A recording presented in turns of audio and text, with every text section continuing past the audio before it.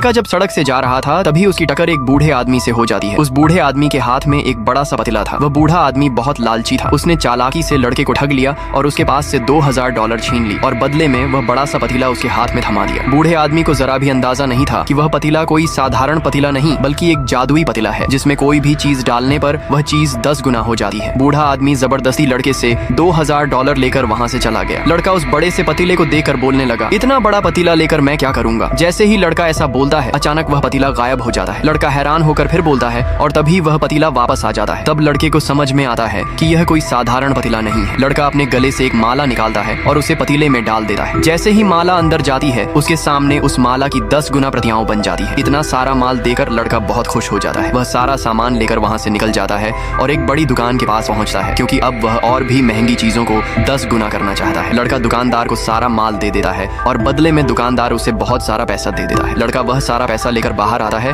और उत्सुकता में पूरा पैसा पतीले में डाल देता है। लेकिन जैसे ही पैसा बाहर निकलता है उसे पता चलता है कि सारे नोट एक जैसे नंबर वाले हैं। तब लड़के को समझ में आता है कि यह सारा पैसा नकली है और किसी काम का नहीं। घबराकर वह फिर से दुकान के अंदर चला जाता है। इसके बाद वह एक महंगे जूस की दुकान पर जाता है। वहाँ से एक जूस खरीदा है और उसे पतीले में डालकर 10 गुना कर लेता है। फिर वह सारे जूस लेकर वापस उसी दुकान पर जाता है और दुकानदार से उन्हें बेचने की बात करता है। दुकानदार उसकी बात सुनकर अपनी मालकिन को बुलाता है। मालकिन सारे जूस को स्कैन करके चेक करती है और देखती है कि सभी जूस असली है। इसके बाद वह लड़के के अकाउंट में 2 लाख रुपए ट्रांसफर कर देती है। अब लड़के के दिमाग में और भी तरकीबें आने लगी हैं। वह एक रोलेक्स की दुकान पर जाता है और वहाँ से एक रोलेक्स घड़ी खरीदा है। फिर वह घड़ी घर ले जाकर उसे पतीले में डालकर 10 गुना कर लेता है। अगले दिन वह उसी रोलेक्स की दुकान पर वापस जाता है और दुकानदार को घड़ियां बेचने की कोशिश करता है। लेकिन दुकानदार कहता है, हम आपसे रोलेक्स नहीं खरीद सकते, हम सिर्फ कंपनी के जरिए ही खरीदे हैं। ये सुनकर लड़का वहाँ से निकल जाता है। आगे की कहानी के लिए कमेंट कीजिए।